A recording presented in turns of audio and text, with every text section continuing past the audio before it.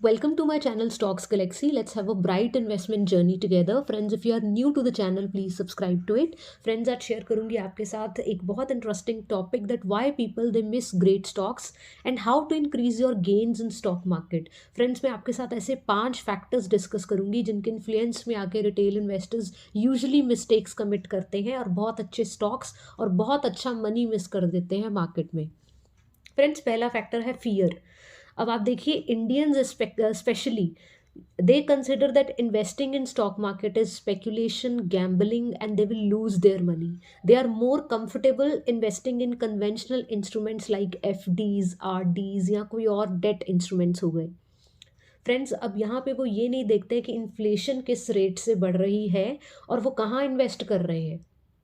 Inflation को beat करने वाले जो रिटर्न्स हैं आपको स्टॉक मार्केट से ज़्यादा अच्छे कोई दे ही नहीं सकता है. सो आपको डरना नहीं चाहिए इन जनरल स्टॉक मार्केट से. और अगर मैं अगर किसी स्पेसिफिक स्टॉक की बात करूं तो कई बार मैंने ये चीज़ भी ऑब्जर्व की है कि even when they know that the stock can rise in future, it has a good potential, then also they are very scared and they are not ready to take timely action, जिसकी वजह से वो अच्छे stocks और अच्छा पैसा जो है उसको मिस कर देते हैं. फ्रेंड्स, नाउ फ्रेंड्स, डर के आगे ही जीत है. सो आपको अपनी चॉइस जो है अच्छी इन्वेस्टमेंट रिटर्न्स वाली ऑप्शंस में देनी चाहिए और आपको स्टॉक मार्केट से दूर नहीं भागना चाहिए. Friends, second is lack of knowledge. आप देखिए, इंडिया में majority of people they are not aware of stock markets and not even the stocks that are running in the market.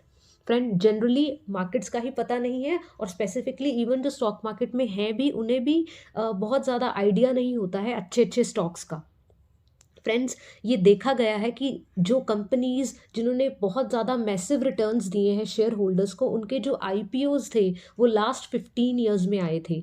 और फ्रेंड्स, अगर हम स्टॉक मार्केट में आके भी कुछ वही पुराने स्टॉक्स में ही भागते जाएंगे तो हमें बहुत ज़्यादा रिटर्न्स नहीं मिलेंगे. हमें नए नए आइडियाज़, नए नए बिजनेस जो हमें लगता है कि अभी लिस्ट हुए हैं मार्केट में और आगे उनका पोटेंशियल बहुत अच्छा है, और अगर आपको अच्छी कंपनीज लगती हैं तो वहाँ भी इन्वेस्ट करना चाहिए. आपको अपना नॉलेज बेस जो है मार्केट में बढ़ाना चाहिए.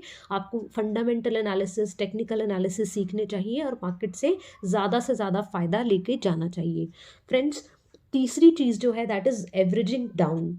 यूजुअली हम क्या देखते हैं कि फ्रेंड्स, अगर रिटेल इन्वेस्टर के पास कोई स्टॉक है और उसका प्राइस डाउन हो जाता है तो इंस्टेड ऑफ कि वो उनको सेल करें, वो क्या करते हैं, उसको एवरेज डाउन करना शुरू कर देते हैं. फ्रेंड्स, देखिए, हम मार्केट को आउटस्मार्ट नहीं कर सकते हैं. अगर कोई स्टॉक डाउन जा रहा है तो उसके पीछे जाने की वजह देखिए. अगर मार्केट बहुत अच्छे मूड में है, market is rising and the specific stock is going down, then there may be something wrong with the business of the company. And what is the point putting more money in a stock which is not having a bright future. So friends, psychologically इस चीज़ से दूर मत भागिए कि आपसे गलती हो गई है और आपको अपना लॉस जो है वो बुक कर लेना चाहिए. आप जल्दी से जल्दी अपने स्टॉक से निकलिए अगर वो अच्छा स्टॉक अब नहीं है. एवरेज डाउन नहीं, एवरेज अप कीजिए. फ्रेंड्स, चौथी चीज़ जो मैंने देखी है दैट इज़ पीई बायर्स.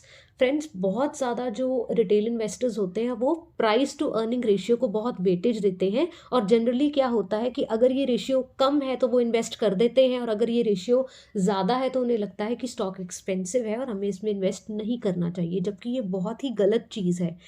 अगर कोई कंपनी जो है उसका प्राइसिंग उसको कम मार्केट ज़्यादा दे रही है तो उसके बिजनेस में बहुत पोटेंशियल है. फ्रेंड्स, मार्केट उसे उस नज़र से देख रही है, सो मार्केट गलत नहीं हो सकती. फ्रेंड्स, आप देखिए कि अगर प्राइसिंग ज़्यादा है तो हो सकता है कंपनी का बिजनेस बहुत अच्छा है, उसका बिजनेस मॉडल बहुत अच्छा है, उसकी आने वाली ग्रोथ बहुत अच्छी है. तो सिर्फ इसलिए कि कंपनी का पीई लो है और उसमें आप इन्वेस्ट कर दीजिए तो that is not an intelligent sign. और सिर्फ इसलिए कि स्टॉक को छोड़ दिया जाए क्योंकि उसका पीई बहुत ज़्यादा है, that is not a wise decision. So friends, इस तरीके से पीई बायस से बचिए. फ्रेंड्स, लास्ट रीज़न जो मैं डिस्कस करूंगी दैट इज़ ऑल्सो साइकोलॉजिकल, कि we have the tendency to sell too soon. जैसे ही हम देखते हैं कि हमारा स्टॉक जो है अब हमें 100% के रिटर्न्स दे रहा है तो हम फटाफट करते हैं कि हम उस स्टॉक को बुक कर ले प्रॉफिट उसमें. Friends, as long as the story of the stock is good, it is intact, the business is good. आपको नहीं पता कि अभी 100% के रिटर्न्स बुक करके आप शायद फ्यूचर में 1000% के रिटर्न्स को फोरगो कर रहे हैं.